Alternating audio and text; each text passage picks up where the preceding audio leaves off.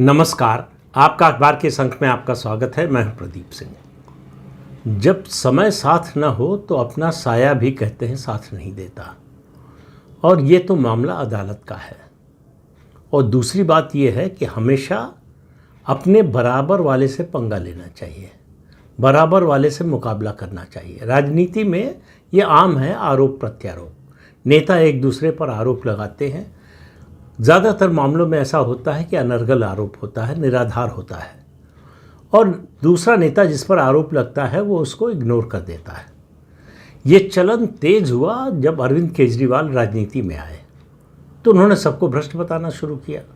किसी मंत्री के घर के बाहर जाके जो है एक चार्जशीट जैसा आरोप पत्र जो है वो चिपका आते थे, कहते थे प्रेस कॉन्फ्रेंस करके कि ये भ्रष्ट है, इनकी यहाँ संपत्ति है, ये है, और तमाम तरह की बातें करते थे।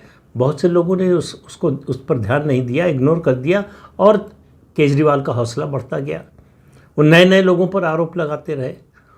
फिर एक दिन ऐसा आया कि कुछ लोगों ने हिम्मत दिखाई। स्वर्गीय अरुण जेटली, नितिन गडकरी और इस तरह के और 2-3 लोगों ने हिम्मत दिखाई और मुकदमा कर दिया, मानहानि का दावा कर दिया। नतीजा क्या हुआ? अरविंद केजरीवाल को अदालत में लिखित माफ़ी मांगनी पड़ी, सार्वजनिक रूप से माफ़ी मांगनी पड़ी।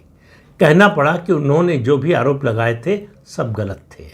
अब इस तरह के आरोप पर ज़्यादातर लोग चुप नहीं बैठते। ये बात शायद कांग्रेस के प्रवक्ता पवन खेड़ा को समझ में नहीं आई थी।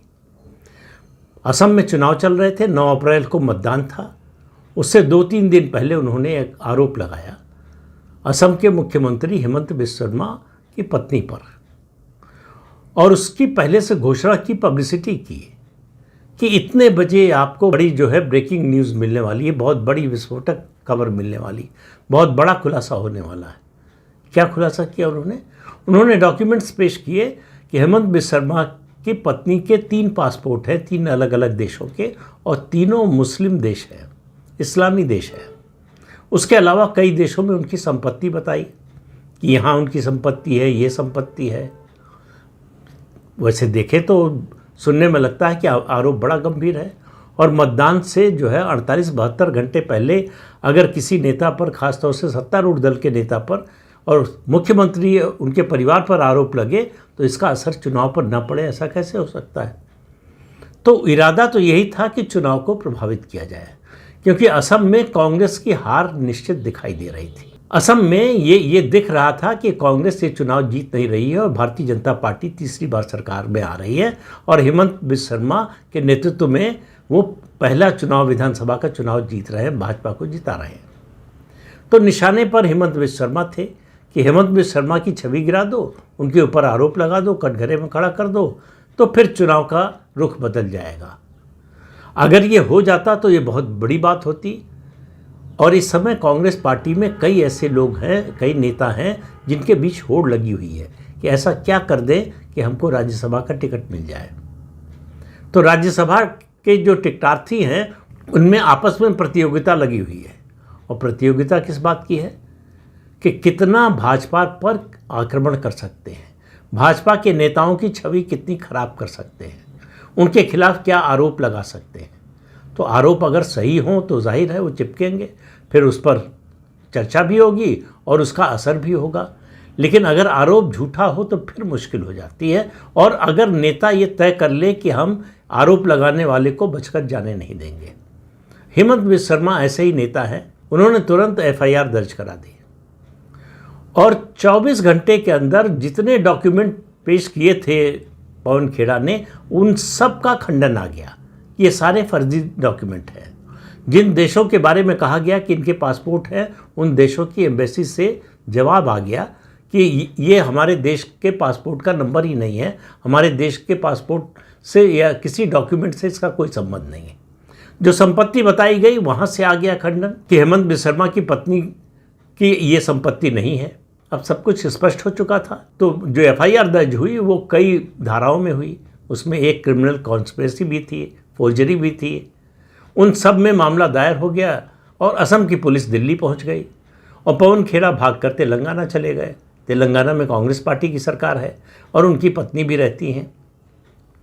तो इसलिए जो है वो तेलंगाना चले गए कि वहाँ बच जाएंगे, असम पुलिस वहाँ तक पहुँच नहीं पाएगी, अगर पहुँचेगी तेलंगाना की पुलिस बीच में आ जाएगी और उनके खिलाफ कोई एक्शन नहीं हो पाएगा। और उसके साथ साथ वो तेलंगाना हाई कोर्ट चले गए और वहाँ कहा कि हमको अग्रिम जमानत चाहिए। हाई कोर्ट ने पहले कहा कि अग्रिम जमानत कैसे दे सकते हैं हम, ये हमारा जुरिस्डिक्शन नहीं है। कहा गया कि हमको ट्रांजिट जो है अग्रिम जमानत चाहिए, हम गुवाहाटी जा सकें, असम जा सकें, उसका समय चाहिए, इसलिए चाहिए। मिल गई, लेकिन वहाँ भी गड़बड़ हुई। सुप्रीम कोर्ट में बताया गया, कल सॉलिसिटर जनरल तुषार मेहता ने बताया कि वहाँ भी फोर्ज डॉक्यूमेंट दिए। क्या आरोप लगाया सॉलिसिटर जनरल ने? उन्होंने कहा कि जो आधार कार्ड दिया वो तेलंगाना हाई कोर्ट को, उसमें अपने आधार कार्ड का जो पहला पन्ना था उसकी फोटोकॉपी, उसके साथ चिपकाई अपनी पत्नी के आधार कार्ड का जो दूसरा पन्ना था उसकी कॉपी, पीछे का हिस्सा जिसमें एड्रेस और बाकी चीज़ें लिखी होती हैं, जिससे ये साबित हो कि पवन खेड़ा रहते हैं तेलंगाना में। अब ये सही है कि उनकी पत्नी रहती हैं, वहाँ से वो चुनाव लड़ चुकी हैं, लेकिन पवन खेड़ा तो नहीं रहते। तो अब ये मुश्किल हुई, ये जो है पकड़ लिया गया। सॉलिसिटर जनरल ने कहा कि ये फौजरी की है। सुप्रीम कोर्ट ने कहा कि हमको विश्वास नहीं हो रहा, ऐसा कैसे हो सकता है। पवन खेड़ा के वकील अभिषेक मनु सिंघवी है, कांग्रेस के नेता हैं और राज्यसभा सदस्य हैं। उन्होंने कहा जल्दबाजी में ये भूल हो गई, इस भूल को हमने ठीक कर लिया। लेकिन सुप्रीम कोर्ट ने कोई राहत देने से मना कर दिया। तो आखिर में अभिषेक मनु सिंघवी ने ये कहा कि आप हमको मंगल तक का समय दे दीजिए गुवाहाटी पहुंचने का। सुप्रीम कोर्ट ने वो भी मना कर दिया। कहा कि आप जाइए, असम जाइए, वहाँ की अदालत में, अगर अदालत में छुट्टी हो तो भी स्पेशल रिक्वेस्ट कीजिए कि आपके मामले की सुनवाई हो जाए। लेकिन हमने जो स्टे किया था तेलंगाना हाई कोर्ट की जो अग्रिम जमानत थी, उसको स्टे कर दिया था, उस स्टे को वेकेट नहीं करेंगे। तो मतलब अग्रिम जमानत जो तेलंगाना हाई कोर्ट की थी वो ख़त्म हो गई कि क्योंकि तेलंगाना हाई कोर्ट का जुरिस्डिक्शन नहीं बनता था। जुरिस्डिक्शन तेलंगाना दिखाने के लिए ही वो आधार कार्ड में जो है फोर्जरी की गई थी। तो अब एक मामले से वही वो कहावत है कि गए थे रोज़ा बख्शवाने, नमाज गले पड़ गई, वो हाल हो गया है पवन खेड़ा का। गए थे राहत मांगने सुप्रीम कोर्ट, वहाँ एक नए मामले में फंस गए। अब उनको जाना पड़ेगा असम ही, और असम में असम के मुख्यमंत्री हेमंत बिस्वा शर्मा ने जो कुछ पवन खेड़ा के खिलाफ कहा वो मैं दोहराना नहीं चाहता, लेकिन उससे एक बात आप निश्चित समझ लीजिए कि पवन खेड़ा को आसानी से छोड़ने वाले नहीं हैं हेमंत बिस्वा शर्मा। कानून के मुताबिक जो कुछ भी हो सकेगा, जिस हद तक जाना होगा उस हद तक जाएंगे। तो पवन खेड़ा की मुश्किलें शुरू होती हैं अब उनके लिए बड़ा संकट का समय है कि उनको बचाएगा कौन, क्योंकि जो डॉक्यूमेंट दिए उन्होंने, वीडियो पर है सब कुछ, वो डिनाई नहीं कर सकते कि मैंने नहीं दिया। तो कोई ऑफ द रिकॉर्ड ब्रीफिंग नहीं थी उनकी कि वो डिनाई कर सके कि भाई मैंने ऐसा नहीं कहा था। बाकायदा वीडियो जारी करके वो सारे डॉक्यूमेंट जारी किए और कहा कि ये बिल्कुल सही डॉक्यूमेंट हैं, और आरोप लगाया हेमंत बिस्वा शर्मा की पत्नी पर। अब पूरा मामला पलट गया है, शिकारी खुद शिकार बन गया है।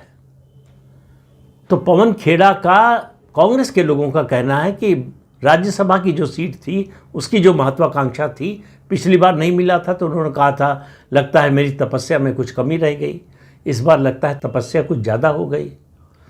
तो कमी रह गई थी, नहीं मिला था, इस बार तपस्या ज़्यादा हो गई है, इसलिए मिलना मुश्किल हो गया है। तो पवन खेड़ा का राज्यसभा की दौड़ से बाहर हो जाना कांग्रेस के कई प्रवक्ताओं के लिए अच्छी खबर बन गई है। अब आप देखिए दुनिया कितनी बेरहम होती है, ख़ासतौर से राजनीति की दुनिया तो बहुत ही ज़्यादा बेरहम होती है, कोई मुरव्वत नहीं करती है, उसमें कोई दोस्त नहीं होता है। सिर्फ दोस्त होता है तो अपना स्वार्थ, निजी स्वार्थ, निहित स्वार्थ। जो लोग इस लाइन में थे उनको लग रहा है कि एक दावेदार तो कम हुआ, लेकिन सवाल ये है कि पवन खेड़ा का क्या होगा। अब जब वो असम पहुंचेंगे, गुवाहाटी पहुंचेंगे, तब उनको पता चलेगा कि उन्होंने किससे पंगा लिया है। और हेमंत बिस्वा शर्मा का जो रवैया था और उनका जो स्वभाव है, दोनों वो आसानी से छोड़ने वाले नहीं है। तो कांग्रेस के लिए एक बड़ी मुसीबत जो है चुनाव नतीजे के साथ साथ आने वाली है। 4 मई को चुनाव के नतीजे घोषित होंगे।